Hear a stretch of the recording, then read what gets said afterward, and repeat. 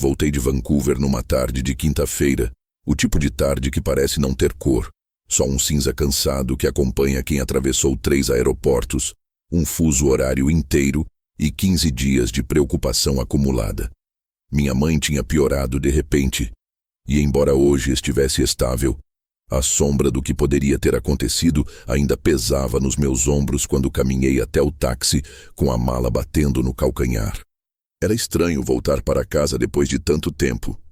Mesmo 2 semanas podem reescrever o lugar onde você mora quando alguém mexe nas pequenas coisas, e eu sentia no fundo do peito que algo estava fora do ritmo, como uma música que perdeu o compasso. Desci do carro com um alívio mecânico. Aquele alívio que não é alegria, só a sensação de que você finalmente voltou para o lugar onde deveria descansar. A frente da casa estava arrumada demais, o tapete virado um pouco para a esquerda, o vaso de plantas mais distante da porta do que eu lembrava. Coisas pequenas, detalhes que ninguém notaria, a não ser alguém que ficou casado por 42 anos e aprendeu a registrar diferenças silenciosas, como se fossem páginas de um diário. Abri a porta e fui recebido por um ar parado, pesado, sem o cheiro do café que minha esposa sempre fazia perto das 4 da tarde, sem o som da televisão baixa na sala, sem o ranger do piso quando ela vinha me encontrar perto do corredor. Era uma ausência tão completa que parecia que a casa tinha prendido a respiração à espera de algo. Coloquei a mala no chão e senti o silêncio se tornar ainda mais espesso, como se estivesse se movendo comigo. Chamei pelo nome dela uma vez, depois outra. Nada. Nenhuma resposta do quarto, da cozinha, do jardim. Pensei que talvez estivesse dormindo, embora ela raramente dormisse nesse horário. Andei pela sala e percebi que algumas coisas estavam fora do lugar. Uma cadeira empurrada demais para a parede. Um copo no balcão que parecia ter sido deixado às pressas. O tapete da cozinha ligeiramente dobrado na ponta. Eram vestígios de movimento, de pressa, de algo interrompido no meio de um gesto. E então veio o primeiro som. Muito fraco, quase indistinguível, como um toque curto num tubo de metal. Parei imediatamente. Meu corpo inteiro pareceu se enrijecer. À primeira vista, pensei que fosse o aquecedor, que costuma fazer barulhos metálicos quando liga sozinho depois de muito tempo ocioso. Mas o som veio de novo um pouco mais longo. 3 batidas, pausas, depois uma quarta. Não era encanamento, nem máquina, nem vento. Era humano e vinha do porão. Fiquei parado ali no corredor, com a mala aberta atrás de mim e o casaco ainda no braço, enquanto tentava encaixar aquele som em qualquer explicação lógica. O porão não era usado há anos. Guardávamos lá caixas velhas, coisas da faculdade da nossa filha, ferramentas e lembranças que deixamos acumular para lidar um dia. Ninguém tinha motivo para estar lá. E mesmo assim havia batidas, fracas, ritmadas, insistentes. Meu coração acelerou de um jeito que eu não sentia desde a juventude. Caminhei até a porta do porão e já percebi algo errado imediatamente. Um cadeado novo preso na tranca. Pesado, brilhante, nitidamente recém-colocado. Um cadeado que eu nunca tinha comprado, nunca tinha visto e definitivamente nunca tinha usado ali. O ar dentro do corredor ficou gelado de repente, como se a casa estivesse tentando me avisar, tentando me dar um recado que eu ainda não conseguia entender. Passei a mão no cadeado e o metal ainda tinha a sensação morna de algo que foi tocado recentemente. Meu estômago se contraiu quando outra batida ecoou, desta vez mais alta, como se a pessoa do outro lado tivesse ouvido meus passos e estivesse implorando para que eu continuasse. Chamei o nome da minha esposa, mas a resposta não veio. O silêncio era mais assustador do que se tivesse ouvido um grito. Eu respirava com dificuldade, não de cansaço, mas de um medo primitivo que nasceu ali, do nada, enquanto eu tentava processar a possibilidade que começava a se formar dentro da minha cabeça. Eu estava sozinho na casa, mas havia alguém preso atrás de uma porta trancada com um cadeado que eu não coloquei. E essa alguém tinha voz, tinha corpo, tinha desespero. Segurei o cadeado com força e tentei girá-lo, na esperança infantil de que talvez estivesse fechado só pela metade, mas estava firme, lacrado, intocado. Senti a pulsação nos dedos, senti a urgência crescer. Olhei ao redor procurando algo para arrebentar o cadeado e encontrei a velha chave de ferro do armário de ferramentas, aquela que sempre deixávamos pendurada na cozinha.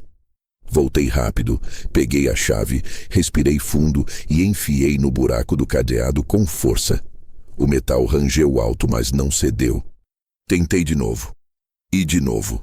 Até que, na quinta tentativa, a tranca estalou, partindo-se como se tivesse sido forçada demais a se manter ali. O cadeado caiu no chão e rolou até a parede. O som ecoou no corredor como um tiro. Abri a porta devagar, com medo do que encontraria, e o cheiro do porão subiu imediatamente. Poeira, mofo e algo mais. Algo úmido, ácido, humano. Meu coração batia tão alto que parecia estar dentro dos meus ouvidos. Desci os primeiros degraus e chamei por ela de novo, mas a minha voz saiu trêmula, fina, irreconhecível. E então eu a vi. Sentada no chão, encostada na parede, as pernas puxadas para o peito, a cabeça caída para o lado. Minha esposa, suja, pálida, desidratada, com os lábios rachados e os olhos semicerrados, como se estivesse lutando para manter qualquer vestígio de consciência.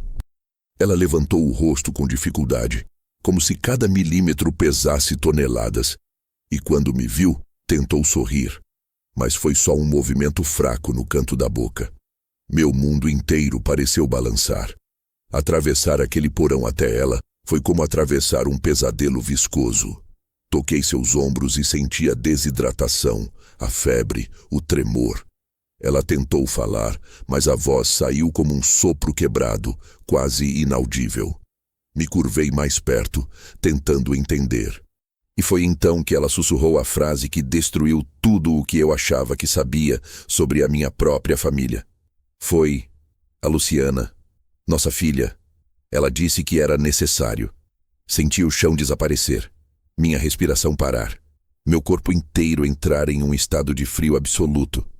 Minha filha, nossa filha, a criança que eu ensinei a andar, a nadar, a dirigir, a menina que eu achava que ainda carregava um resto de inocência. Minha esposa tentou continuar falando, mas desmaiou nos meus braços, o corpo mole, exausto, entregue.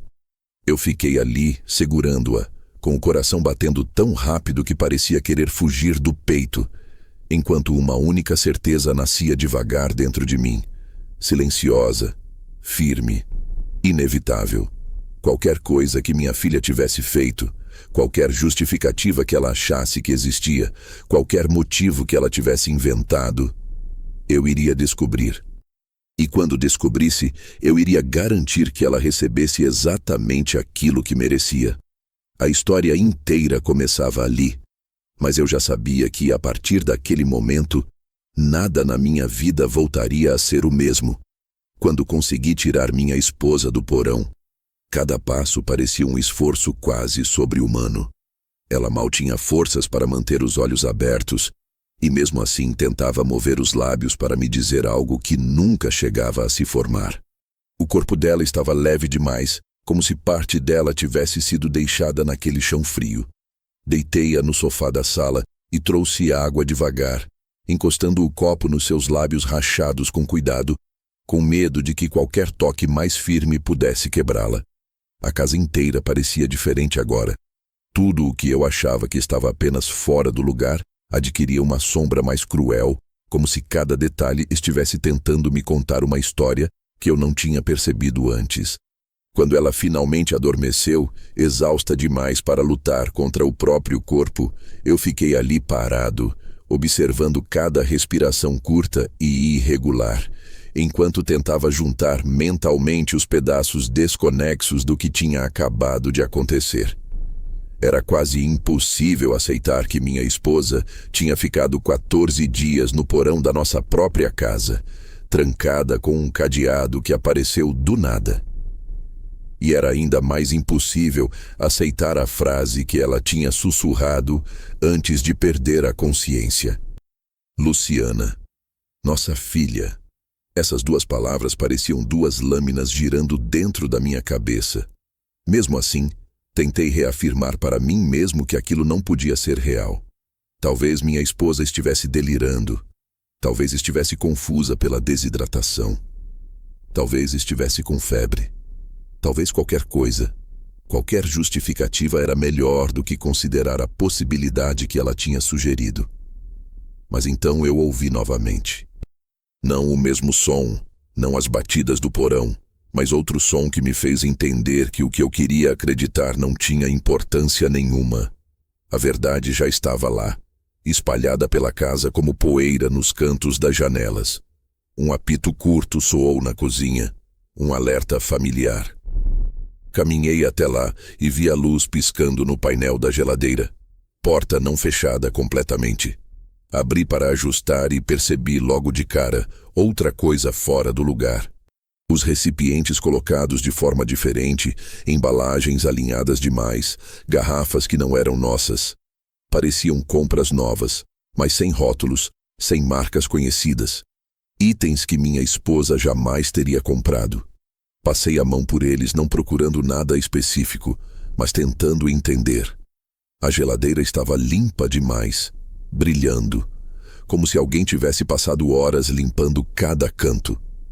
Só que minha esposa não podia ter feito isso enquanto estava trancada no porão. Fechei a geladeira devagar e fiquei parado ali, com as mãos no balcão, tentando respirar fundo. A sensação de que havia mais coisas escondidas começou a se espalhar pelo meu corpo, subindo pela coluna, apertando a nuca. Fui até o corredor e notei uma marca na parede. Uma pequena mancha escura, como se algo tivesse sido arrastado. Segui a marca até o fim do corredor, onde ela desaparecia perto da porta do escritório. Empurrei a porta devagar e me deparei com a maior contradição de todas. O escritório estava organizado demais. Minha mesa sempre foi bagunçada. Uma pilha de papéis por fazer, contas antigas, anotações espalhadas, canetas sem tampa. Mas agora estava tudo empilhado, alinhado, separado por ordem de data, como se alguém tivesse revirado tudo e decidido colocar de volta, mas sem conhecer meu padrão natural. Minha cadeira estava um pouco mais afastada do que eu deixava. O computador tinha um rastro de dedos na base e a gaveta onde guardava documentos importantes estava destrancada, embora eu sempre a deixasse com chave. Abri a gaveta e encontrei tudo ali, mas mexido. Meus extratos bancários em outra ordem. A pasta com nossas certidões em outra posição. Fiquei parado olhando para aquilo como quem olha para um intruso silencioso que já esteve ali tempo suficiente para deixar marcas invisíveis. A casa inteira tinha sido tocada por mãos que não eram as minhas, nem as da minha esposa. A consciência disso me atingiu com força. Alguém esteve ali durante os dias em que eu estava fora e durante os dias em que ela estava trancada. E não era um estranho. Alguém que tinha a chave da casa. Alguém que conhecia nossos hábitos. Alguém que sabia onde estavam as coisas. Alguém que sabia que eu estaria longe. Alguém que sabia que minha esposa estaria indefesa. Meu peito apertou quando lembrei das palavras dela, daquela voz fraca e seca, quase apagada. Foi a Luciana, nossa filha. Minha mente tentava rejeitar aquilo como uma mentira, uma confusão, uma coincidência macabra, mas minha casa dizia outra coisa. Cada detalhe gritava enquanto eu tentava manter a calma. A geladeira limpa demais, os itens estranhos, a gaveta aberta, o cadeado novo. E então o apito soou de novo, só que dessa vez não veio da geladeira. Veio do meu celular, largado no balcão da sala. Uma notificação. Quando peguei o aparelho, percebi que tinha várias chamadas perdidas. Todas do mesmo número da nossa filha, e mensagens que eu não tinha visto. Ou melhor, mensagens que não estavam mais lá, porque alguém tinha apagado quase todas. Só havia duas. 2 mensagens novas, enviadas enquanto eu estava no avião. A primeira dizia: "Pai, precisamos conversar assim que você chegar." A segunda dizia: "É importante que você volte sozinho. Mamãe precisa de um tempo." Senti meu corpo inteiro gelar. Não havia mais espaço para negar que algo profundamente errado estava acontecendo. Algo planejado. Algo silencioso. Algo que começou antes mesmo de eu pegar o voo de volta. A casa estava tentando me avisar. As coisas estavam tentando me avisar. E agora eu sabia, mesmo antes de encontrar mais provas, mesmo antes de questioná-la, mesmo antes de confrontá-la. Minha filha estava envolvida nisso e eu ainda não fazia ideia do tamanho da escuridão que ela tinha criado enquanto eu estava longe. Mas eu iria descobrir tudo. A partir dali, cada pequeno som deixaria de ser inocente. Cada detalhe seria uma pista. E no fundo do meu coração, a sensação que subia devagar era a mesma que eu tive quando abri a porta do porão. Aquilo era apenas o começo. Quando me levantei do lado do sofá onde minha esposa finalmente dormia, depois de hidratar o mínimo que seu corpo permitiu, senti que minha casa tinha se transformado em um cenário estrangeiro, como se eu tivesse voltado para um lugar que imitava o meu lar, mas onde tudo estava um pouco errado, um pouco deslocado, um pouco contaminado por uma presença que não deveria existir. A frase que ela sussurrou antes de desmaiar ainda ecoava dentro da minha cabeça como uma advertência que eu não estava pronto para ouvir. Era como se cada canto daquela casa estivesse sussurrando: "Olhe de novo." E quando eu olhei, de fato, nada parecia inocente como antes. Voltei até a porta do porão, deixada entreaberta depois de tirar minha esposa de lá. O cadeado quebrado ainda estava no chão, parado bem no limite da linha de luz, e a simples visão daquele pedaço de metal, tão pequeno, tão simples, me deu uma sensação estranha de vertigem, como se aquele objeto fosse o ponto de partida de uma mentira gigantesca que eu ainda não tinha coragem de medir. Me abaixei e peguei o cadeado com 2 dedos. O metal estava frio, mas havia uma marca de dedo recente nele, algo que não era meu. Não reconheci aquela impressão, mas fiquei olhando como se pudesse identificar pelo formato, tentando buscar na memória quem, entre as poucas pessoas que tinham livre acesso à minha casa, faria algo assim. Só que eu já sabia a resposta, ainda que tentasse recusá-la. Meu corpo sabia antes da minha mente admitir. A marca da chave de fenda na tranca mostrava que alguém tinha tentado mexer nele antes de mim. Alguém que sabia que aquilo precisava ficar firme, preso, definitivo. Era um cadeado novo. Comprei o suficiente para saber que aquele modelo específico não era nada barato e não era vendido perto dali. Não era algo comprado por impulso, mas sim por intenção.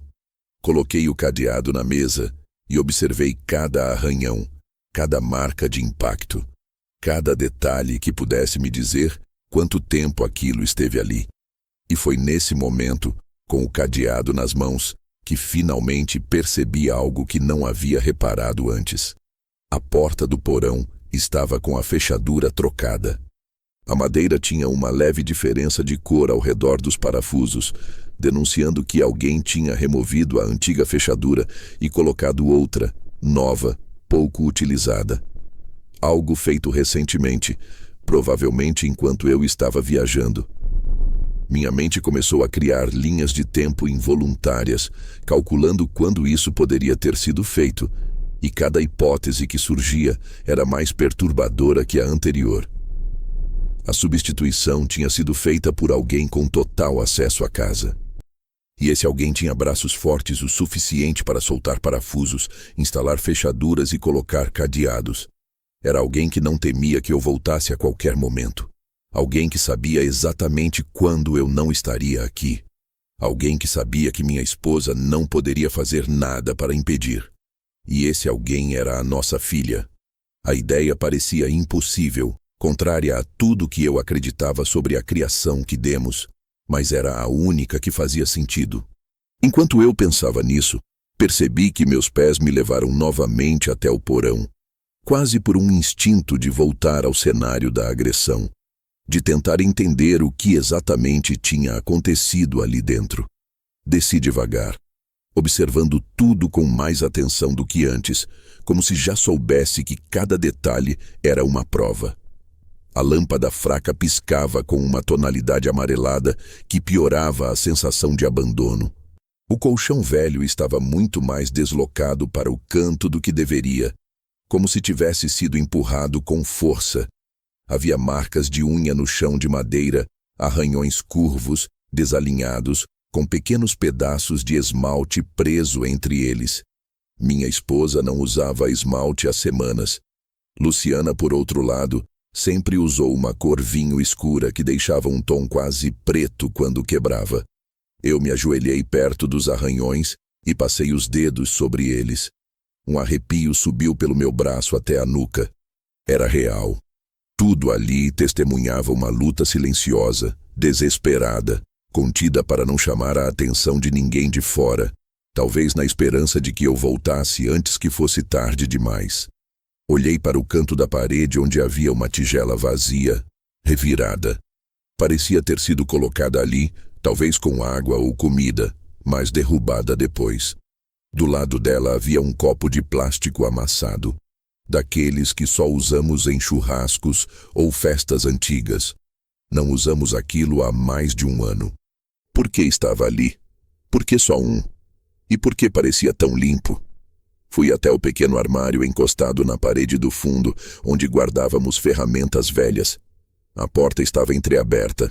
Dentro, havia espaço vazio no lugar onde guardávamos as lanternas. As lanternas tinham desaparecido. Havia também ausência de itens que minha esposa jamais tocaria. O rolo de fita isolante, a caixa de parafusos novos, a chave Phillips azul. Tudo isso tinha sumido. Quando levantei a cabeça, o ar no porão pareceu mais denso do que antes, como se cada objeto estivesse me contando uma história que eu tinha ignorado por anos. Ao subir as escadas novamente, percebi que minha mão estava tremendo, segurando ainda o cadeado quebrado. Subi até o andar principal e encontrei meu reflexo no vidro da porta da varanda. Eu parecia um homem que tinha voltado para sua vida e encontrado outra completamente diferente vivendo no lugar dela. O sol começava a se pôr, tingindo a sala com um laranja apagado, e cada sombra projetada nas paredes parecia se mexer um pouco com o cair da luz, como se estivesse me observando. Sentei-me na poltrona, o cadeado ainda na mão, e tentei entender como alguém que eu criei, alguém que eu amei, alguém que eu vi crescer, poderia ter pensado que isso era necessário. O que exatamente estava acontecendo dentro da mente dela? O que ela acreditava que justificava aprisionar a própria mãe? E mais importante, por que ela tinha tanta certeza de que eu não descobriria? Minha esposa dormia com dificuldade, respirando de forma irregular. O rosto dela estava manchado pela fraqueza, pela fome, pela dor. Tudo aquilo tinha acontecido dentro da minha casa. E então, quase como um sussurro vindo das paredes, a pergunta surgiu pela primeira vez inteira, clara, inevitável. Se minha filha foi capaz de trancar a própria mãe por 14 dias, o que mais ela já estava planejando? Quando percebi que o tempo ali dentro tinha se tornado um inimigo silencioso, soube que precisava agir antes que minha esposa pudesse acordar de novo e tentar falar, porque o que quer que estivesse acontecendo dentro da cabeça dela precisava ser dito quando ela tivesse forças, não antes. A casa estava mergulhada em um silêncio que não era natural, um silêncio que não veio da falta de som, mas da abundância de medo. Toda vez que eu respirava, sentia como se a casa respirasse comigo, como se estivesse observando cada passo, registrando cada movimento, esperando para revelar mais uma parte da verdade que vinha sendo escondida de mim enquanto eu estava do outro lado do continente. Fui até a cozinha, preparei uma jarra de água com açúcar e deixei sobre a mesa, porque sabia que ela precisaria disso quando acordasse. Quando me aproximei novamente do sofá, Percebi que ela se encolhera um pouco, instintivamente, como se ainda tivesse medo de algo, mesmo dormindo. A luz da sala, que antes parecia reconfortante, agora criava sombras longas nas paredes, como marcas de algo que estava errado demais para ser ignorado. Sentei-me ao lado dela e peguei sua mão, que estava tão fria que parecia ter perdido a memória do calor humano. Ela respirava de forma irregular, o peito subindo e descendo com esforço, como se cada movimento fosse uma batalha interna. Eu a chamei devagar, não com urgência, mas com medo. Medo de que ela acordasse assustada, medo de que não acordasse, medo de que acordasse e confirmasse o que eu já temia. Sua pálpebra tremeu e abriu lentamente, revelando olhos opacos, secos, que tentavam focar no meu rosto como se eu fosse uma lembrança distante. Ela tentou se mover, mas um gemido fraco saiu em vez de palavras. Aproximei o copo de água com cuidado, e ela bebeu em goles pequenos, cada um machucado pelo estado do seu corpo. Apenas depois de vários minutos, quando eu já conseguia perceber um mínimo de cor voltando ao seu rosto, foi que ela finalmente sussurrou meu nome, como se pedisse permissão para voltar à própria vida. A voz dela parecia arranhada por dentro, como se cada palavra tivesse que atravessar um deserto antes de sair. Quando finalmente consegui fazê-la encostar a cabeça no encosto do sofá, ela respirou fundo e fechou os olhos, como se estivesse procurando forças para dizer algo. A primeira frase saiu entrecortada. 14 dias. A palavra dias soou como uma pedra sendo empurrada para fora da garganta. Senti uma onda de fúria silenciosa percorrer meu corpo, mas eu me forcei a permanecer calmo, porque o desespero dela exigia que eu fosse o oposto disso. Perguntei com toda a delicadeza que encontrei dentro de mim o que tinha acontecido. Ela engoliu seco, como se reviver aquilo fosse pior do que viver, e sua voz saiu falhando quando tentou explicar. Ela disse que eu precisava ficar ali. Minha pele arrepiou inteira. Quem? Mesmo sem querer ouvir a resposta, perguntei, porque precisava confirmar, precisava ter certeza de que não estava interpretando errado. Sua boca tremia. A Lu interrompeu-se com um suspiro dolorido, como se pronunciar o nome da própria filha fosse uma agressão. Esperei. E então veio com a clareza amarga de algo que nunca deveria ter sido dito. Luciana. Ela disse que era necessário. O ar pareceu sumir por um instante, como se a casa inteira tivesse sugado o oxigênio para obrigar-me a encarar a verdade sem distrações. Minha esposa fechou os olhos com força, como se estivesse lutando contra a lembrança. Ela colocou a comida no primeiro dia, depois só água e depois nada. Minha visão se fechou nas bordas, a raiva subindo lenta, perigosa, como uma maré negra. Mas eu respirei, calmo, firme. Não deixaria que ela sentisse minha fúria. Ela precisava do meu controle mais do que tudo naquele momento. Perguntei o que tinha acontecido no dia em que eu viajei. A resposta veio fraca, mas com uma nitidez trágica. Ela apareceu de manhã, disse que você pediu, disse que eu estava confusa, que precisava descansar. Minha mente parecia ser atravessada por milhares de cacos de vidro. Eu nunca havia pedido aquilo. Nunca. Minha esposa engoliu em seco e apenas então percebi o tremor leve em seu braço. Eu não quis, mas ela disse que era só por um momento, que depois abriria. Cada palavra dela era uma facada.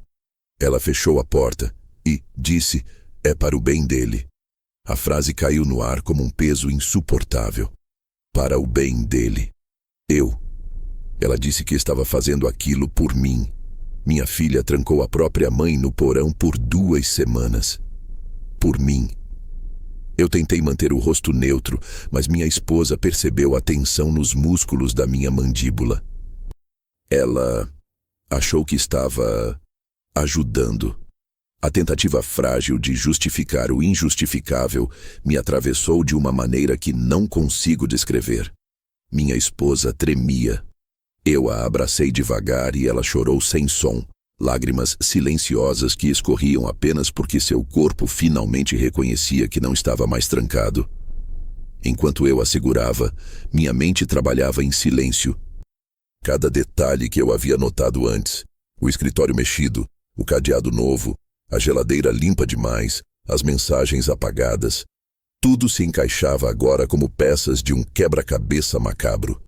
Minha filha esteve aqui, organizou tudo, planejou tudo, escondeu tudo e teve 14 dias para garantir que cada rastro fosse apagado, enquanto a mulher que a trouxe ao mundo agonizava no escuro.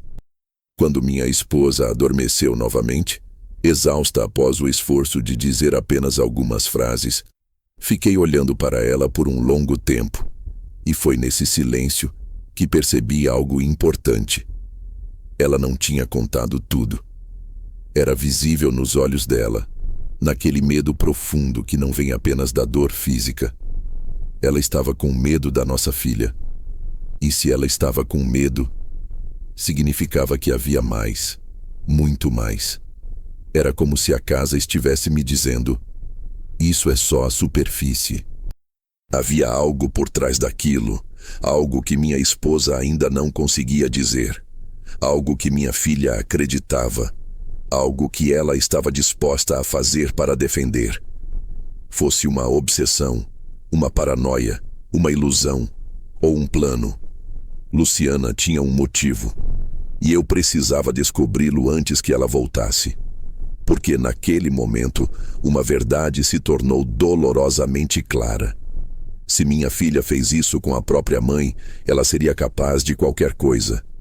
E a pergunta que me perseguiu até o fim daquela noite foi terrível demais para ser ignorada. O que exatamente ela achou que precisava proteger em mim, a ponto de tentar apagar a mulher que dividiu minha vida por mais de 40 anos? A resposta, eu sabia, estava vindo. E ela seria pior do que tudo que eu já imaginava. A madrugada inteira passou como um véu pesado sobre a casa, uma escuridão que não vinha apenas da noite lá fora, mas de tudo o que eu havia descoberto em poucas horas. O silêncio ao redor parecia aguçado, quase cortante, como se cada canto da sala esperasse o próximo passo, o próximo pensamento, o próximo fio de memória que eu puxaria para tentar montar a verdade inteira que Luciana tinha deixado espalhada como cacos. Minha esposa dormia novamente, mas não era um sono tranquilo. Era um sono inquieto, cheio de sobressaltos, como se seu corpo ainda acreditasse que estava trancado no porão. Eu não conseguia me afastar dela por mais de alguns minutos. A cada pequena mudança em sua respiração, eu voltava depressa, com medo de que acordasse sozinha, com medo de que voltasse a cair naquele estado de pânico silencioso em que a encontrei. Ao mesmo tempo, a outra parte de mim andava pela casa, procurando respostas como um homem que procura oxigênio. A primeira coisa que percebi ao acender as luzes pela manhã foi que a casa inteira tinha sido rearranjada por mãos que conheciam nossa rotina como ninguém. As chaves que costumavam ficar penduradas ao lado da porta tinham mudado de posição. Os sapatos no corredor estavam mais organizados do que eu deixaria. As toalhas do banheiro estavam dobradas de um jeito que minha esposa nunca fazia. Havia a marca invisível de alguém que tentou deixar tudo correto, mas acabou deixando correto demais, com aquela perfeição artificial que só existe quando alguém quer mascarar o que realmente fez. E por trás disso, havia outra presença ainda mais perturbadora, a ausência absoluta de qualquer sinal de que minha filha estivesse arrependida, preocupada ou em busca de mim durante aqueles 14 dias. Ela apagou mensagens, ela rearranjou objetos, ela colocou cadeados, ela limpou a geladeira, ela mexeu no escritório. E, acima de tudo, ela confiou que eu não descobriria nada antes que ela pudesse explicar, à maneira dela, como sempre fez desde pequena. Luciana tinha esse talento cruel, transformar erros em justificativas convincentes. Sempre soube argumentar, chorar na hora certa, manipular culpa como quem toca piano, cada tecla apertada com precisão. E exatamente por isso, meu estômago se revirou quando encontrei seu tablet embaixo da almofada maior do sofá da sala. Ela certamente tinha deixado ali por descuido, talvez achando que eu só voltaria quando ela estivesse pronta para me receber com a versão cuidadosamente editada da história. Quando liguei o aparelho, a tela abriu rapidamente, sem senha, sem bloqueio, como se fosse algo usado no dia a dia, sem nada a esconder. Isso naturalmente era a primeira mentira. Comecei a vasculhar o histórico e percebi de imediato que ele havia sido limpo horas antes. Mas não completamente. Alguns rastros ficavam escondidos em lugares mais profundos. Abas esquecidas, imagens salvas automaticamente, arquivos temporários. E foi ali que encontrei o primeiro indício real da perturbação que agora envolvia minha filha. Uma pasta com capturas de tela antigas de conversas minhas com ela, recortadas e reorganizadas, como se ela estivesse montando uma narrativa própria sobre mim, como se estivesse tentando provar alguma coisa para alguém, ou talvez para si mesma. Havia também pesquisas recentes. Como lidar com pessoa idosa confusa, isolamento temporário para proteger familiar, delírios relacionados à perda, como evitar que alguém vulnerável tenha recaídas emocionais. A palavra que me atingiu no estômago foi delírios. Era como se Luciana acreditasse que eu estava em risco, que eu estava à beira de perder o controle, que eu precisava ser protegido de alguma coisa. De quem ela achava que eu precisava ser protegido? Da minha própria esposa? Do que acontecera no passado? De algum trauma que eu nunca tive? Quanto mais eu lia, mais percebia que aquelas pesquisas não eram fruto de preocupação. Eram fruto de paranoia organizada, de convicção. Convicção que se transformou em ação. A ação de trancar a própria mãe no porão. Minha cabeça latejou de raiva, mas eu ainda consegui respirar fundo, porque dentro de mim havia algo pior que a fúria. Havia medo. E quanto mais eu vasculhava, mais o medo ganhava forma. Vi recibos de compras recentes, cadeado industrial, fita isolante, comida não perecível, água, sedativos leves, e tudo isso comprado ao longo de vários dias, como se Luciana estivesse se preparando para um período prolongado em que precisaria manter alguém sob controle. Os recibos começavam exatamente no dia em que eu embarquei para Vancouver. Voltei ao tablet e encontrei um bloco de notas com frases soltas, algumas sublinhadas, outras marcadas com estrelas como se fossem trechos de um plano sendo montado. Ele não vai perceber.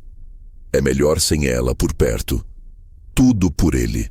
Mamãe não entende a urgência. Eu preciso assumir.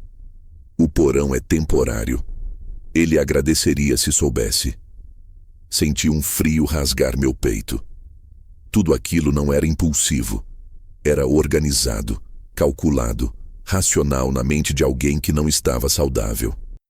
Caminhei pela casa com aquela sensação de que a realidade tinha escorregado por entre meus dedos e assumido outro formato. Um formato que eu não reconhecia mais. Quando passei pelo corredor, notei que a porta do quarto da nossa filha estava entreaberta, como se ela tivesse saído apressada, sem se dar ao trabalho de esconder rastros ali. Entrei. O quarto estava intacto demais para um lugar onde ela havia passado tantos dias vindo e indo. A cama feita com perfeição. A mesa limpa. O armário fechado. Tudo parecia cuidadosamente preparado para que nada pudesse ser encontrado ali. Mas encontrei algo porque eu sabia onde procurar. Num velho cofre escondido dentro da gaveta inferior. Aquele cofre infantil que eu dei para ela quando tinha 7 anos, onde guardava tesouros como cartas, figurinhas e ingressos de cinema. Agora ele guardava algo completamente diferente. Dentro havia um caderno pequeno, com capa lilás, já desgastada nas pontas. Abri. No topo da primeira página estava escrito apenas "Para quando ele entender". E então começou a pior parte. Frases soltas, rabiscadas como pensamentos. Mamãe é o problema. Ele não vê como ela mexe com a cabeça dele. Eu preciso cuidar dele porque ela não consegue mais. Ela tenta manipulá-lo. Ela vai arruinar tudo se não parar. Ao longo das páginas, minha imagem aparecia como alguém vulnerável, confuso, fraco, quase doente. Minha esposa aparecia como uma ameaça invisível, construída inteiramente na cabeça da nossa filha. Uma narrativa delirante que ela escreveu sozinha e depois passou a acreditar, página após página. Quando fechei o caderno, percebi que minhas mãos tremiam. Ali estava a prova que eu não queria encontrar. Minha filha não estava apenas equivocada, ela estava distorcida. E essa distorção tinha sido o bastante para justificar a maior crueldade que já presenciei dentro da minha própria casa. Voltei à sala e sentei ao lado da minha esposa. Ela respirava melhor agora, mas ainda parecia frágil como porcelana. Olhei para ela e senti uma proteção feroz nascer dentro de mim. Uma que eu não sentia desde que Luciana era bebê, e eu jurara defendê-la de tudo. A ironia queimou no meu peito. Agora era dela que eu precisava proteger minha esposa. E de mim mesmo também. Porque a fúria que crescia dentro de mim era diferente de tudo que já senti. Mas não seria explosiva. Seria metódica. Precisa. Silenciosa. Como o cadeado na porta. Como o porão. Como cada passo que minha filha deu. Eu a conheci desde o primeiro segundo de vida. E agora eu finalmente entendia a verdade amarga. Ela não tinha noção de limites. E por isso, por mais doloroso que fosse admitir, eu sabia que precisava me preparar para o momento inevitável. O momento em que eu a enfrentaria. O momento em que ela veria que eu estava lúcido. O momento em que ela entenderia, talvez pela primeira vez, que suas ações teriam consequências. Consequências reais. Consequências definitivas. O choque se transformava devagar em fúria. E a fúria em determinação. Porque se minha filha achava que trancar minha esposa no porão era necessário, então, pela primeira vez na vida, eu faria o necessário também. Quando o sol começou a atravessar as frestas das persianas e pintar a sala com filetes de luz pálida, eu percebi que já estava acordado há horas, mesmo sem ter fechado os olhos por mais de alguns minutos. A casa, iluminada pela manhã, parecia ainda mais estranha. A claridade não trazia alívio nenhum. Pelo contrário, ela destacava cada detalhe que eu gostaria que fosse apenas fruto de cansaço, mas que agora tinha certeza de que eram rastros deixados pela nossa filha. Minha esposa dormia profundamente vencida pela exaustão, e eu sabia que aquele descanso frágil era essencial. Não deveria ser perturbado por coisa alguma. Então, decidi fazer aquilo que vinha adiando desde que encontrei as primeiras pistas. Entrei no quarto dela. Não porque eu queria, mas porque era necessário. E esse pensamento, o mesmo que minha filha usou para justificar o impensável, me deu um arrepio de repulsa. A porta do quarto estava entreaberta, como se dissesse: "Entre, você precisa ver isso." Empurrei devagar. O cheiro ainda era o mesmo de sempre, o perfume leve que ela costumava usar, misturado com o aroma de livros velhos. Mas nada ali dentro parecia carregado de nostalgia.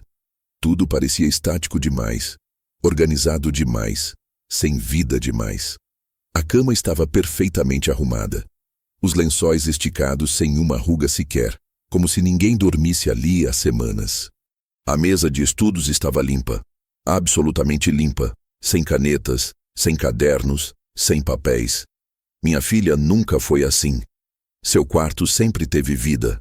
Livros empilhados, canecas usadas, meias perdidas em algum canto. Mas aquele quarto era outro. Um quarto de alguém que queria parecer perfeito para alguém específico. Talvez para mim. Talvez para si mesma. Sentei-me na beirada da cama e respirei fundo. Foi então que percebi um detalhe que eu ainda não tinha notado. Carregadores. 2. Um na tomada da cabeceira. Outro perto da porta. Um de telefone. Outro de tablet.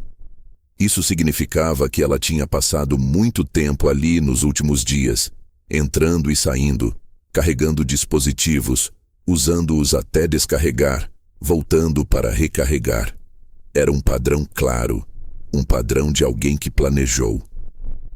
Voltei à sala e peguei o celular da minha esposa, que estava no chão perto do sofá, onde talvez tivesse caído enquanto tentava se arrastar antes de desmaiar. A tela estava trincada nas bordas, uma rachadura fina que se estendia como uma teia de aranha, e por um instante senti uma dor profunda no peito ao imaginar a cena. Ela tentando fugir do porão, batendo desesperada na porta, talvez tentando usar o celular até onde a bateria permitisse, até que ele caísse ou fosse arrancado dela. Liguei o aparelho. Havia mensagens não enviadas, rascunhos, pequenos fragmentos de apelos que ela tentou fazer. Filha, por favor. Você já disse que abriria. Eu estou com frio. Por que você fez isso? 4 mensagens. 4 tentativas de pedir explicações. 4 tentativas que nunca tiveram resposta. Ao lado delas, mensagens apagadas. Muitas. O histórico inteiro estava remendado, como um tapete com buracos cobertos por remendos mal feitos. Minha filha mexera ali também. E mexera com uma rapidez que só alguém que não sente culpa seria capaz de ter. Levantei o olhar e encarei meu próprio reflexo na televisão desligada. Eu tinha o rosto de um homem que estava prestes a descobrir algo que iria destruir tudo que restava de sua ingenuidade. Peguei meu celular e tomei uma decisão. Abri a pasta de backups automáticos, aqueles que sincronizam sem que a pessoa perceba. Minha filha sempre esqueceu disso. E foi ali, naquele espaço escondido que quase ninguém acessa, que encontrei o que faltava. Vídeos. Pequenos, curtos, aparentemente inocentes. Mas cada um deles carregava algo que fez meu sangue gelar. No primeiro vídeo, minha filha falava com a câmera, a voz baixa, como se estivesse gravando um diário secreto. Eu sei que estou fazendo o certo. Ele não admite, mas está fragilizado. Mamãe não ajuda, ela atrapalha. Ela confunde ele. Ela insiste em decisões que não fazem sentido. Eu estou protegendo os dois. No segundo vídeo, ela parecia mais agitada, respirando rápido, andando pelo quarto. Ele não percebe. Ela está envenenando ele contra mim. Ela sempre fez isso, não de forma literal, mas emocional. Eu vejo como ela olha para mim quando ele não está vendo. Eu sei o que ela quer. Ela quer me afastar. Meu coração martelava com tanta força que parecia querer romper a pele. No terceiro vídeo, ela estava sentada no chão, chorando, mas não um choro de dor. Era um choro de convicção, de certeza, quase religioso. Se eu não fizer nada, eu vou perder ele. Eu não posso deixar isso acontecer. Ele é tudo o que eu tenho. Mamãe não entende, ela não vê. Ela vai destruir tudo. Eu só preciso afastar ela por um tempo, só até ele ficar bem. Depois eu explico. Ele vai entender. Entender. Ela realmente acreditava que eu entenderia. Acreditava que eu agradeceria. Acreditava que eu estava sendo protegido. Aquilo não era só frieza. Não era só crueldade. Era delírio. Delírio feito de lógica própria, organizada, firme e perigosa.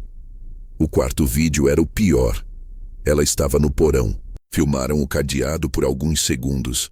E ela disse, num sussurro calmo, quase maternal: é temporário. É para o bem dela. Ela só precisa parar de atrapalhar. Precisa deixar eu cuidar dele.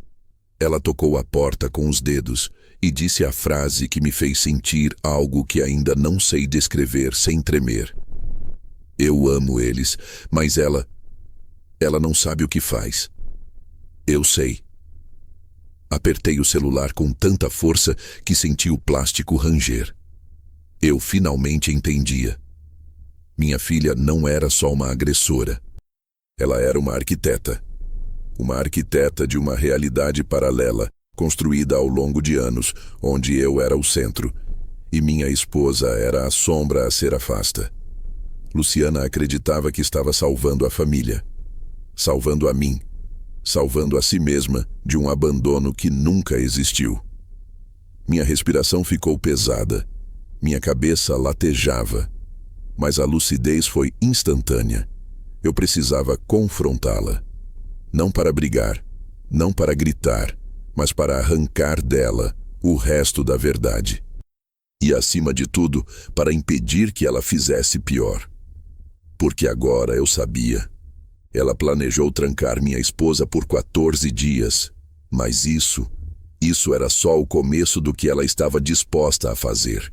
E eu precisava descobrir o que vinha a seguir, antes que ela tentasse, antes que ela voltasse, antes que acreditasse que o necessário precisava ser feito outra vez. Passei a manhã inteira observando minha esposa dormir como quem vigia uma chama quase apagada. Uma chama que ameaçava se extinguir a cada movimento involuntário que ela fazia. Eu preparava sopa, chá, cortava frutas, mas cada gesto parecia distante, automático, como se meu corpo se movesse por conta própria e minha mente estivesse ocupada demais, tentando encaixar todas as peças do quebra-cabeça que minha filha tinha espalhado pela nossa vida. A cada respiração mais fraca da minha esposa, a cada estremecimento involuntário, um pensamento se repetia com mais intensidade. Eu precisava confrontar Luciana. Não apenas para entender o que ela acreditava estar fazendo, mas para impedir que fizesse de novo.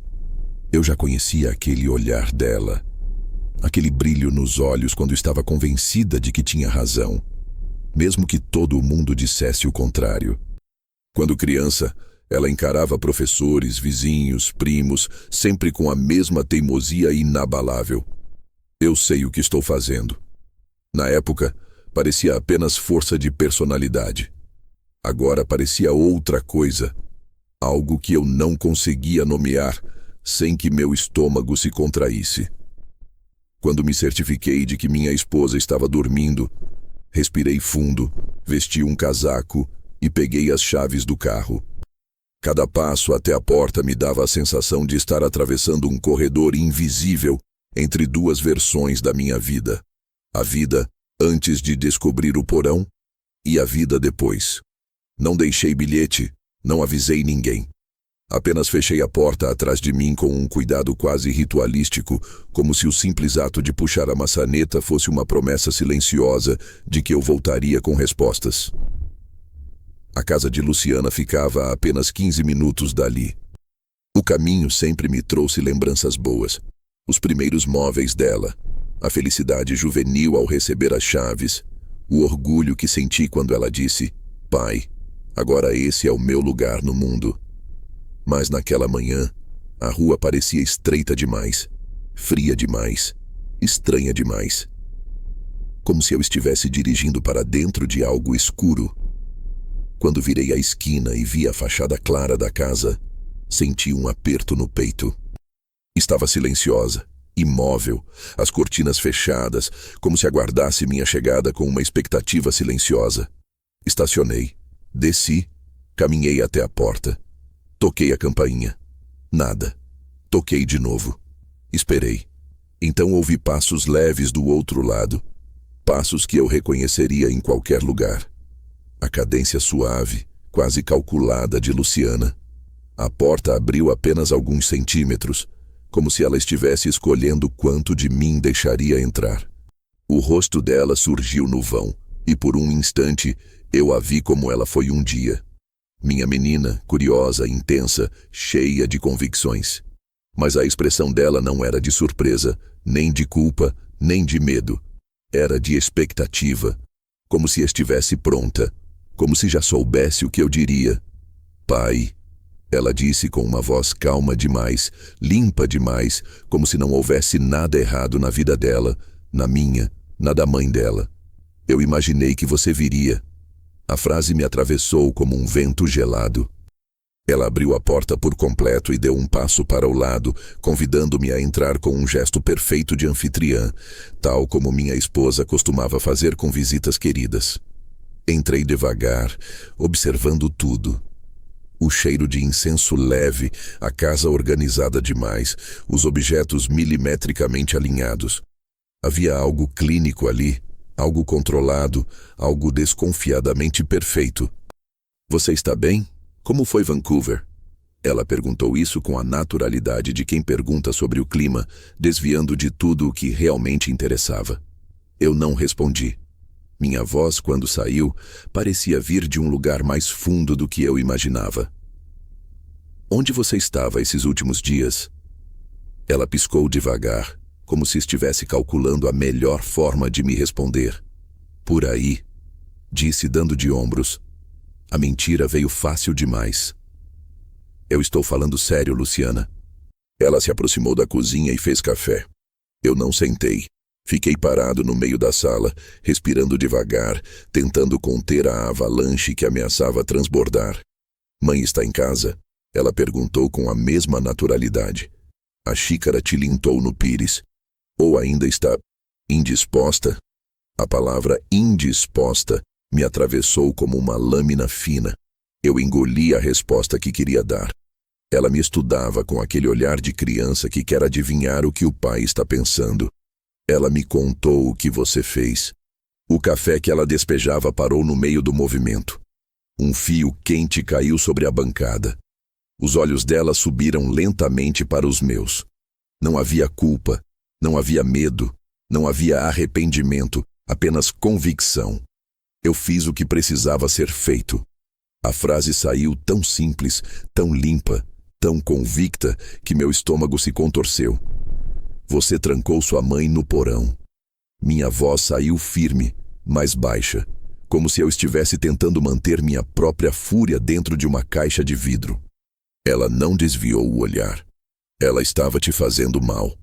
A firmeza daquela frase me deu vontade de quebrar alguma coisa. Explique, eu disse, me forçando a respirar. Agora. Ela encostou-se ao balcão, cruzou os braços e falou como alguém descrevendo um projeto de trabalho. Você anda diferente, pai. Esquece coisas. Fica irritado com facilidade. Mãe entra na sua cabeça. Ela pressiona você. Ela manipula. Você não percebe porque está fragilizado pela situação da vovó. Eu só tentei te ajudar. Ajudar. A palavra saiu de mim como veneno. Ajudar é sequestrar sua mãe. Ajudar é deixá-la sem comida por dias. Ajudar é me mandar mensagens fingindo ser ela. Ajudar é limpar minha casa como se fosse um laboratório. Ela fechou os olhos devagar, como se eu estivesse sendo dramático demais. Pai, não faça isso. Você está emocionalmente instável. Eu salvei vocês dois. Um silêncio absoluto tomou a sala. Eu a observei, tentando encontrar algum vestígio da menina que eu criei. Mas tudo o que encontrei foi uma mulher com a razão distorcida, moldada por uma lógica que não obedecia às nossas regras. Você acha, mesmo, que minha esposa te fazia mal? Ela ergueu a cabeça na hora, como se aquilo confirmasse algo que ela já acreditava. Ela sempre foi ciumenta. Sempre quis te controlar. Eu só mostrei isso, eu só tornei visível. Uma raiva surda subiu pelo meu corpo, mas eu a segurei. Se eu perdesse o controle ali, ela se agarraria nisso como prova. Você quase matou sua mãe. Eu disse devagar, cada palavra pesando como chumbo. E você acha que estava me salvando? Ela sorriu, um sorriso pequeno, quase triste. Eu faria tudo de novo. Foi ali, naquele instante, naquela frase, naquele sorriso, que eu soube. Minha filha não estava arrependida. Ela estava preparada. Preparada para justificar. Preparada para continuar. Preparada para piorar. E, acima de tudo, preparada para me convencer. À força, se necessário. Naquele momento percebi algo que me gelou até os ossos. Ela não tinha terminado. Não tinha concluído o que queria fazer. O plano, seja ele qual fosse, ainda estava vivo dentro dela. E agora que eu sabia de tudo, agora que eu tinha visto suas justificativas, agora que ela tinha dito com todas as letras que faria de novo, ela não iria recuar. Ela iria agir. De novo. E dessa vez, eu sabia com absoluta clareza quem seria o alvo. Eu.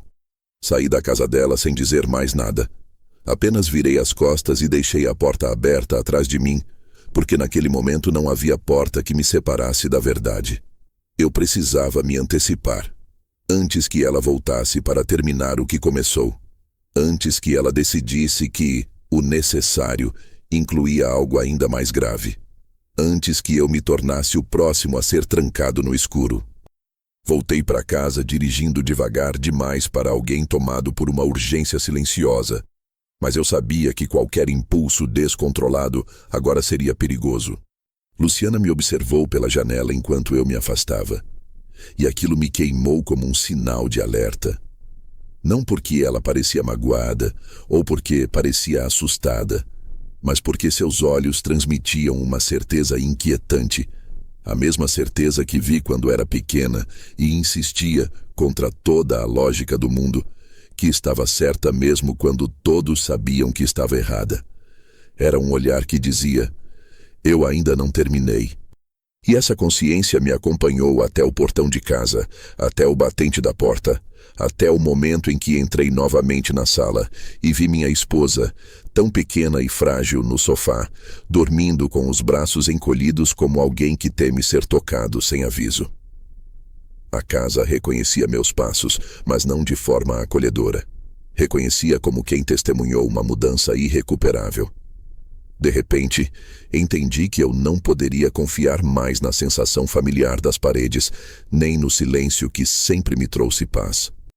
Aquilo agora era território contaminado por 2 semanas de horror.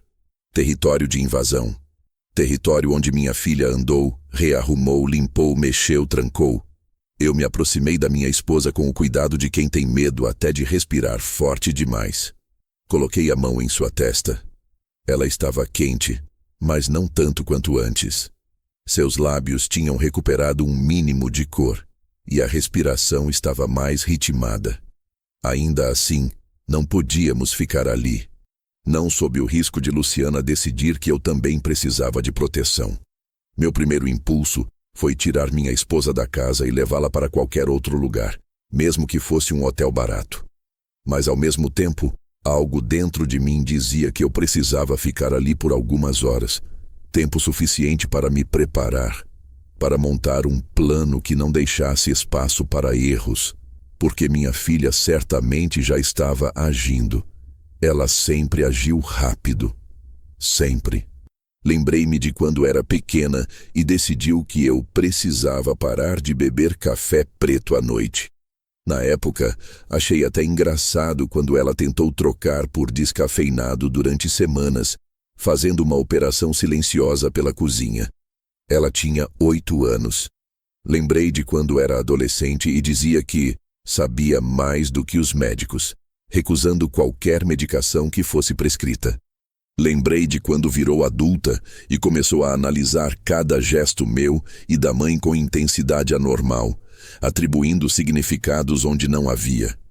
Lembrei de como sempre tentou moldar a realidade ao redor do que ela acreditava. E quando a realidade não obedecia, ela simplesmente criava outra. Agora, essa outra realidade era perigosa.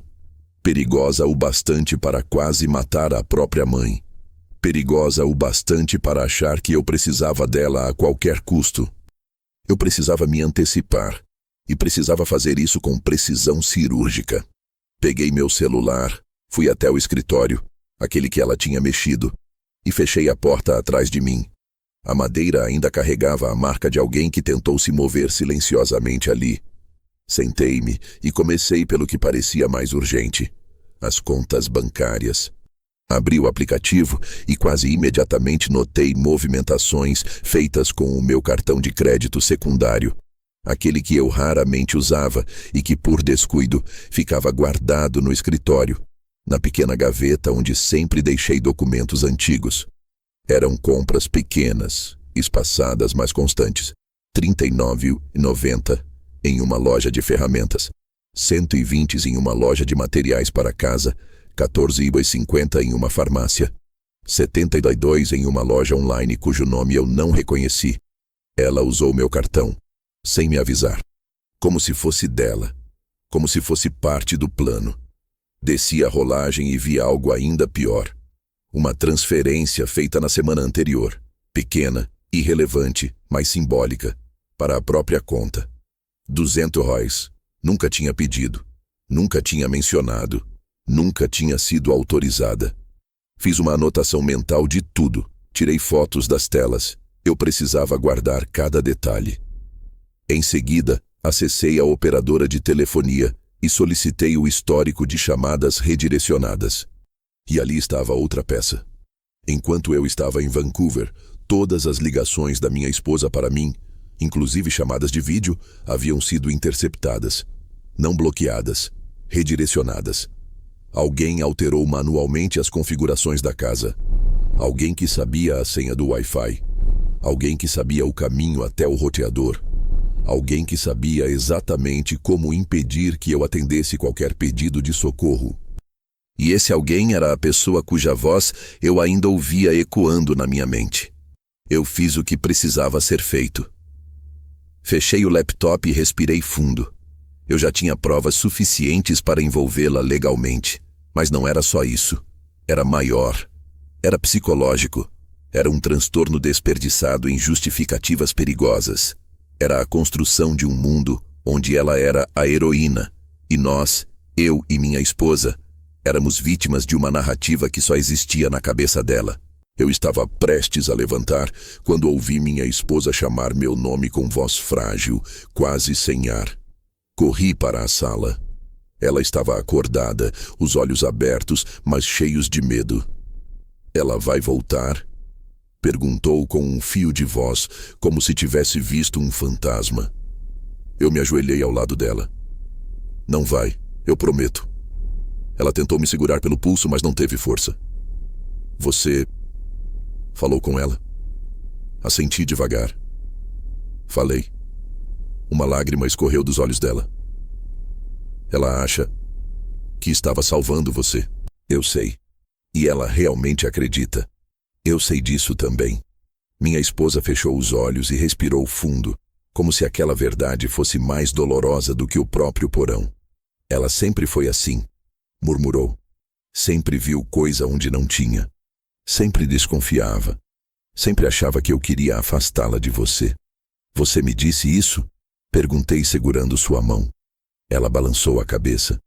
Não, porque eu achei que fosse apenas ciúme. Achava que fosse uma fase. Eu não queria magoar você. A dor atravessou meu peito como uma faca antiga. Minha própria esposa tinha sofrido em silêncio porque acreditou que estava poupando nossa família. E minha filha transformou esse silêncio em uma justificativa para a crueldade. Senti uma raiva fria subir pelo meu corpo. Uma raiva calculada. Uma raiva que não grita, apenas age. Levantei-me e fui até a porta, trancando-a com chave. Depois fechei todas as janelas, ajustei as cortinas, tirei o telefone da tomada. Minha esposa me observava com olhos cansados, mas lúcidos. O que você vai fazer? Perguntou. Virei-me para ela. O que precisa ser feito? Ela não disse mais nada. Talvez porque soubesse que eu não estava falando de violência. Eu estava falando de estrutura, de proteção, de estratégia. Luciana tinha tido 2 semanas para preparar tudo. Agora eu teria algumas horas, mas seriam suficientes. Peguei documentos, pastas, registros, o tablet dela, meu celular, o celular da minha esposa e coloquei todos dentro de uma mochila. E com esse gesto, percebi que estava cruzando uma linha que eu nunca pensei que cruzaria como pai. Eu estava começando meu próprio plano. O plano silencioso. O plano que garantiria que Luciana nunca mais chegasse perto de nós. O plano que garantiria que ela enfrentasse cada consequência real, concreta e legal do que fez. O plano que garantiria que minha esposa jamais voltaria para um porão. E que eu jamais seria trancado em lugar algum. Saí de casa poucos minutos depois, com a mochila nas costas e a certeza de que cada passo me aproximava do ponto onde as coisas finalmente iriam se inverter. Porque, se minha filha acreditou que tinha direito de decidir o que era necessário, Agora ela descobriria o que era necessário de verdade. E dessa vez, eu seria quem escolhe. Saí de casa com a mochila às costas e a sensação incômoda de que cada passo que eu dava alterava permanentemente o território invisível da nossa família. O céu estava opaco, pesado, como se prestes a chover. Mas eu sabia que aquela ameaça silenciosa não vinha das nuvens. Vinha do que eu estava prestes a fazer. Minha filha sempre acreditou que tinha o monopólio da verdade. Sempre achou que conseguia interpretar intenções, prever emoções, traduzir gestos, como se tivesse acesso ao que ninguém mais via. Talvez por anos eu tenha confundido isso com sensibilidade. Talvez por anos eu tenha romantizado o que era apenas uma rigidez emocional perigosa. Talvez eu tenha visto nela uma virtude onde, na verdade, havia uma fissura que eu ignorei. Agora, ela tinha transformado essa fissura em arma. E eu tinha provas suficientes nas mãos para desmontar completamente a narrativa que ela vinha construindo com tanta convicção. Quando entrei no carro e bati a porta, aquela sensação fria na nuca, que vinha me acompanhando desde que encontrei minha esposa no porão, se intensificou. Eu sabia que precisava seguir 3 passos antes de enfrentar Luciana diretamente, registrar, resguardar e revelar. Tudo em silêncio. Ela não podia saber que eu estava me movendo. Ela não podia perceber o que eu estava preparando. Ela não podia ter tempo de reverter o tabuleiro que montou enquanto nós dormíamos, confiávamos e adoecíamos. Dirigi até a delegacia do distrito vizinho, não a mais próxima, para evitar que Luciana pudesse identificar algum movimento pelas câmeras da rua, pela rotina local ou simplesmente pela intuição doentia que tinha criado. Quando entrei, a sala estava fria, organizada e absolutamente impessoal. Era o contrário da minha casa, que ainda estava impregnada de um tipo de silêncio vivo, cheio de lembranças distorcidas. Aguardei alguns minutos até ser atendido, segurando a pasta com tanto cuidado que parecia carregar algo frágil. E, de certa forma, carregava. Quando o policial me chamou para sentar, minha voz saiu mais controlada do que eu esperava, como se tivesse sido treinada nos últimos 2 dias para não tremer nem acelerar. Contei tudo. Não com raiva, não com desespero, mas com precisão. Cada detalhe. Cada evidência, cada ação que ela tomou, cada comportamento que ultrapassava qualquer limite moral. O policial manteve o rosto neutro, mas seus olhos denunciaram o choque, especialmente quando mostrei o vídeo do porão. Mostrei também o cadeado, as compras, os registros bancários, as mensagens apagadas, as gravações dela. Ele me interrompeu apenas uma vez para perguntar: "Sua filha mora sozinha?" Eu hesitei por meio segundo. Sim, mas isso não a torna menos perigosa. Ele anotou algo. O senhor acredita que ela representa risco imediato? Não acredito. Respondi sem pensar. Eu sei. Quando terminei o relato, ele pediu que eu aguardasse na recepção. Eu sentei e observei a porta de vidro da delegacia com o olhar vazio de alguém que ainda não compreende totalmente o que está fazendo, mas que sabe que o único caminho possível é seguir adiante. Eles levaram 40 minutos analisando tudo. 40 minutos em que a imagem de Luciana, com os olhos cheios de convicção, repetindo "eu fiz o que precisava ser feito", me atravessava como uma agulha fina. Quando o policial voltou, trouxe consigo papéis, formulários, requerimentos, orientações. Documentos que formalizavam aquilo que eu jamais imaginei preencher um dia. Um pedido de medida protetiva contra minha própria filha. Eu assinei cada página com um nó na garganta, mas sem hesitar. E à medida que minha assinatura se repetia, percebi algo que me atingiu com uma violência silenciosa. Eu não estava perdendo minha filha naquele momento. Eu só estava oficializando uma perda que começou muito tempo antes, talvez anos, talvez quando ela começou a enxergar inimigos onde não havia nenhum. Talvez quando ela passou a interpretar amor como controle. Talvez quando ela confundiu zelo com posse. Ao sair da delegacia, a chuva finalmente começou. Uma chuva fina, constante, que fazia o asfalto brilhar como metal polido. Entrei no carro e deixei que a água no para-brisa me desse alguns segundos de trégua emocional. Eu tinha feito a primeira parte. Agora era hora da segunda. Dirigi até o escritório do advogado da família, o mesmo que cuidou da sucessão do meu pai, o mesmo que nos ajudou quando compramos nossa casa, o mesmo que acompanhou minha vida adulta inteira. Ele me recebeu com um olhar que carregava respeito e preocupação. Quando lhe expliquei o que tinha acontecido, sua expressão mudou sutilmente. Não para a incredulidade, mas para algo que beirava a consternação. Ele analisou o caderno que encontrei no quarto dela. As anotações, os papéis, as telas impressas. Isso não é apenas crime, disse ele folheando o material. Isso é construção de narrativa. Ela acredita nisso, respondi, a voz mais baixa do que gostaria. Cada palavra. Então ela não vai recuar, disse ele. E isso significa que você precisa se proteger completamente. Ele sugeriu ações rápidas. Bloqueio de acessos financeiros, mudança de senhas, retirada imediata de procurações antigas que ela pudesse porventura ter usado, notificação formal para afastamento, registro de tudo em cartório.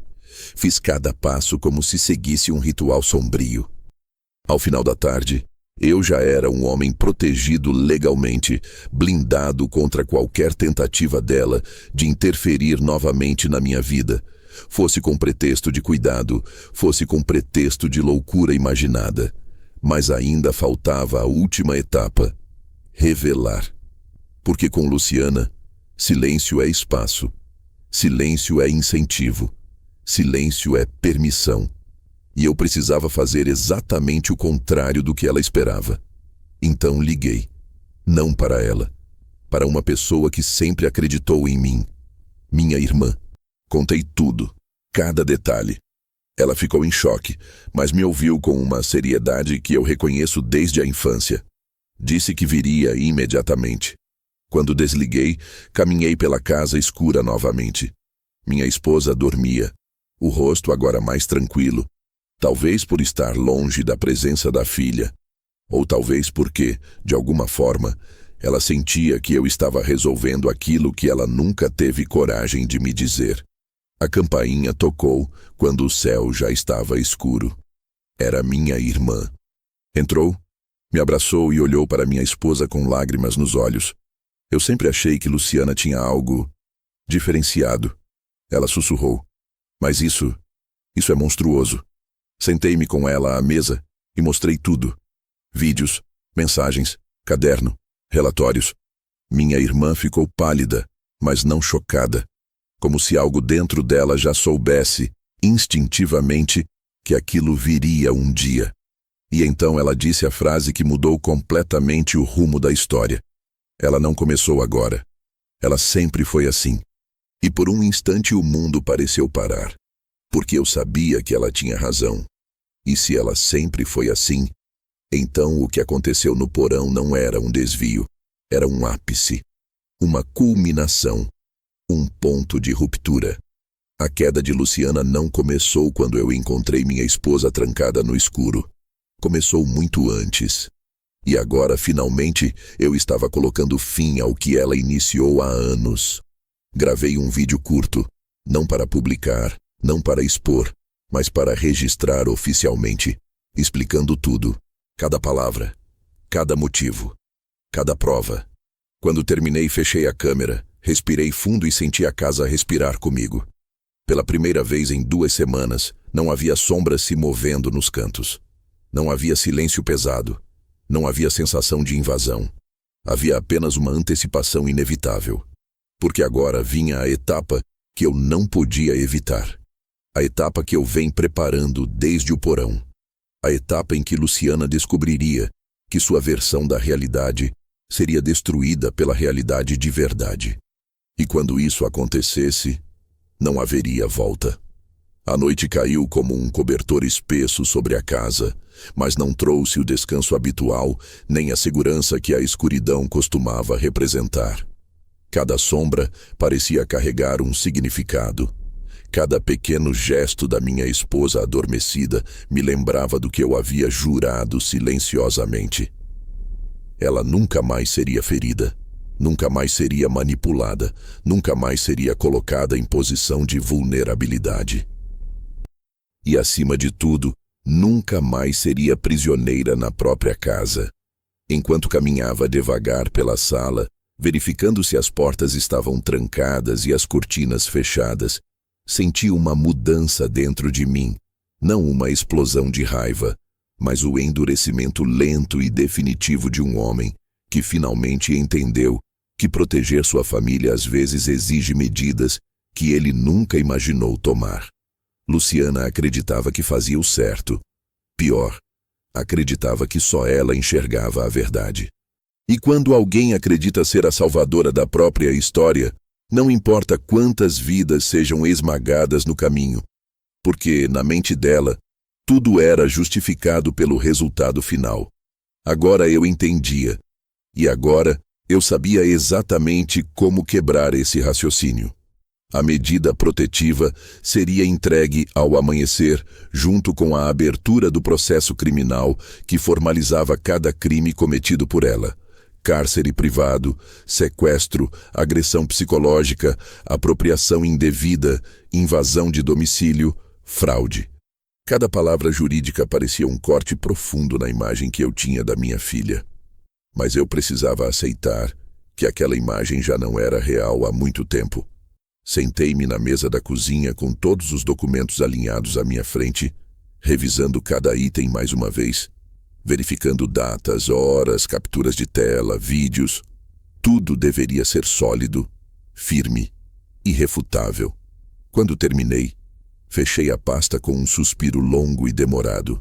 Era como enterrar algo que um dia eu amei. Minha irmã se ofereceu para passar a noite conosco. Eu aceitei. Não por medo físico, embora isso também fosse verdadeiro, mas porque eu sabia que minha esposa precisava de mais vozes humanas ao redor. Mais presença amiga, mais calor. Ela acordou pouco antes da meia-noite, confusa, desorientada, procurando por mim com o olhar. Quando me viu ao lado dela, sentou-se devagar, segurando minha mão com uma força surpreendente para alguém tão debilitada. O que vai acontecer com ela? Perguntou com a voz arranhada. O que precisa? Respondi, sem conseguir suavizar. Ela precisa de ajuda, murmurou, desviando o olhar para o cobertor. Mas também precisa ser parada. Eu apoiei minha mão sobre a dela. Eu sei, e é isso que estou fazendo. Ela respirou fundo e uma lágrima escorreu silenciosa. Ela é nossa filha. E você é minha esposa. Respondi, com uma firmeza que nem eu sabia que existia dentro de mim. E ela quase te matou acreditando que estava me protegendo. Minha esposa fechou os olhos, como se a verdade tivesse finalmente se encaixado de maneira cruel. Não havia mais inocência possível ali. Ela sabia disso tanto quanto eu.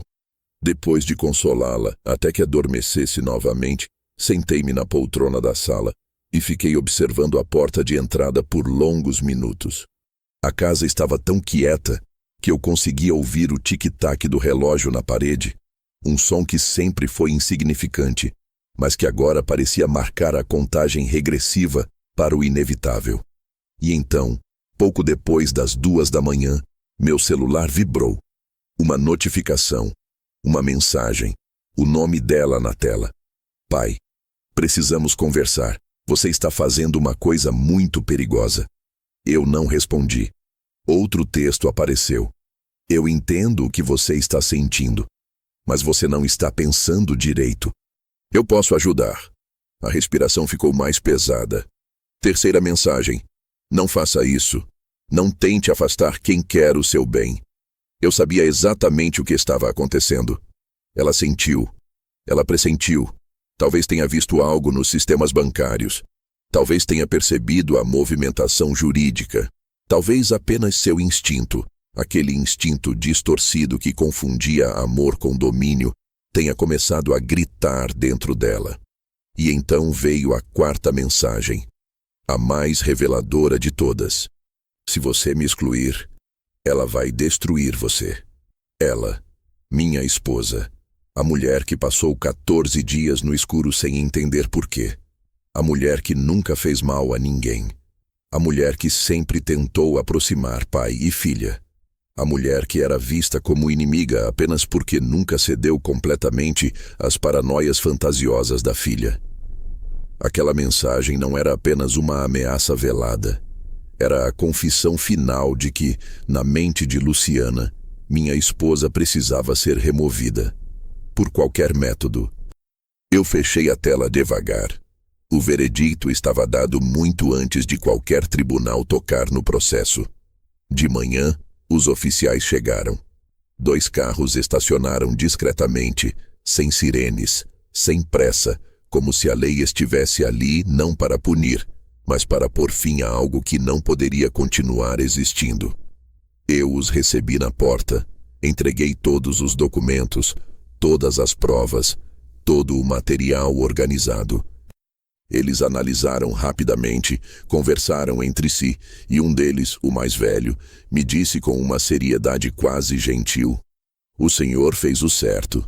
A frase deveria trazer alívio, mas na verdade trouxe apenas um peso maior, porque fazer o certo às vezes significa aceitar que o amor não salva, não cura, não corrige. Às vezes, só protege. E eu, pela primeira vez em toda a minha vida, estava protegendo minha esposa da própria filha." Os oficiais saíram dali e foram diretamente à casa de Luciana. Eu não fui, não por medo, mas porque eu sabia que minha presença apenas reforçaria o papel que ela havia criado para si mesma dentro daquela realidade distorcida. A salvadora que luta contra a opressão imaginária do pai, manipulado pela mãe. Eu fiquei sentado na sala, segurando a mão da minha esposa enquanto ela dormia, e observei a manhã nascer devagar, iluminando a casa que ainda parecia carregar fantasmas nas sombras. Meia hora depois, meu celular vibrou novamente. Era uma mensagem curta, seca, oficial. A medida foi executada. Ela não poderá se aproximar. Senti um tremor leve nas mãos. A queda de Luciana não foi violenta, não foi barulhenta, não foi teatral. Foi apenas silenciosa. Como tudo o que ela fez. Como tudo o que eu precisei fazer. O ciclo finalmente se fechava. Minha esposa despertou alguns minutos depois. Olhou para mim e, mesmo sem saber dos detalhes, pareceu compreender. "Acabou?" perguntou com a voz quase infantil. Eu assenti. Ela respirou fundo e encostou a cabeça no meu ombro. Ficamos assim por longos minutos, em um silêncio que não era mais pesado, mas ainda carregado de algo que levaria tempo para se dissolver. Eu sabia que aquele era o fim de uma batalha, mas não o fim das consequências. Minha filha não desapareceria da nossa vida. Não emocionalmente. Não psicologicamente. Não no tipo de dor que só quem é pai entende. Mas naquele momento, enquanto o sol finalmente invadia a sala e afastava as últimas sombras da madrugada, eu entendi a verdade inteira. A verdade que sustentaria todas as minhas decisões dali em diante. Amar um filho não significa permitir que ele destrua tudo ao redor. Amar um filho não significa aceitar o inaceitável. Amar um filho não significa fechar os olhos para o monstro que ele se tornou. Amar, às vezes, significa parar, proteger-se e proteger quem nunca mereceu sofrer. E foi ali, sentado ao lado da mulher que quase perdi, que percebi com clareza: eu não salvei minha esposa sozinho. Eu a salvei dela, de Luciana, daquilo que minha filha escolheu ser. E desse veredicto, ela jamais fugiria. Porque, pela primeira vez na vida, eu fiz aquilo que era realmente necessário.